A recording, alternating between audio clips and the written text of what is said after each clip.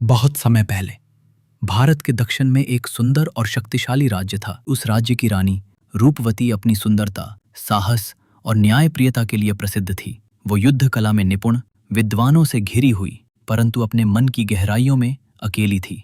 राजमहल के चारों ओर घने जंगल थे, जहां एक रहस्यमय बंदर अक्सर दिखाई देता था। वह कोई साधारण बंदर नहीं था। उसकी आंखों में मानव जैसी बुद्धिमत्ता और चाल में राजा जैसी गरिमा थी। उसका नाम था केतु। एक दिन रानी महल की झील किनारे टहल रही थी। तभी उसे एक तीर से घायल हिरण दिखा। वह उसकी मदद करने गई। तभी झाड़ियों से निकलकर वह रहस्यमय बंदर आया और अपने पंजों से तीर निकालकर हिरण की जान बचा ली। रानी स्तब्ध रह गई। तुम कौन हो? बंदर चुप रहा, लेकिन उसकी आंखों में गहराई थी, जैसे कुछ कहना चाहता हो। रानी ने उस बंदर को झील के पास रहने की अनुमति दे दी। वो रोज रानी के पास आता, कभी फल लाता, कभी फूल। रानी भी अब उसकी प्रतीक्षा करने लगी। महल में चर्चा होने लगी। रानी को उस बंदर से लगाव हो गया है। मंत्री और राजपुरोहित चिंतित थे। यह बंदर कोई मायावी प्राणी हो सकता है, पुरोहित बोला। राजा तो थे नहीं, एक युद्ध में मारे जा चुके थे। अब रानी ही शासन करती थी। रूपवती ने सबकी बातों को नजरअंदाज किया। पर एक रात जब वो केतु के पास झील पर गई, उसने उसे चांदनी में खड़े देखा, एक युवा सुंदर वीर योद्धा में। वह अचानक बदल गया। तुम कौन हो? रानी ने पूछा, आवाज कांप रही थी। मैं केतु वानर, किष्किंधा वंश का राजकुमार हूं।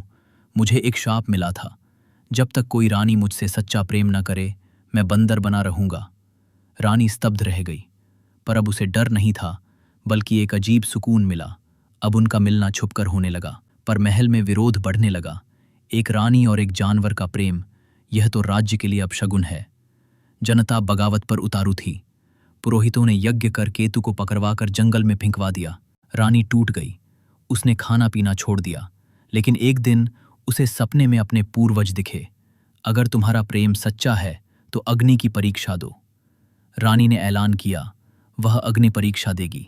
अगर उसका प्रेम पवित्र और सत्य है तो वह अग्नि में भी सुरक्षित रहेगी। रानी और केतु का विवाह हुआ।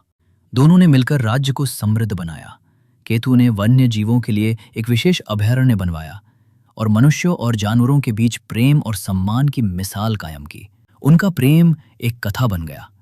जहां प्रेम सच्चा हो, वहां रूप, जाति और भौतिक रूप मायने नहीं रखते। ये कहानी एक काल्पनिक लेकिन भावनात्मक रूप से गूंथी गई गाथा है, जो सिखाती है कि सच्चा प्रेम किसी भी बंधन से परे होता है। वो आत्मा से जुड़ता है, ना कि शरीर से। अगर आप भी चाहते हैं कि हम इस प्रकार की कहानी आपके लिए लाए तो हमारे चैनल को सब्सक्राइब जरूर करें और वीडियो को लाइक करें।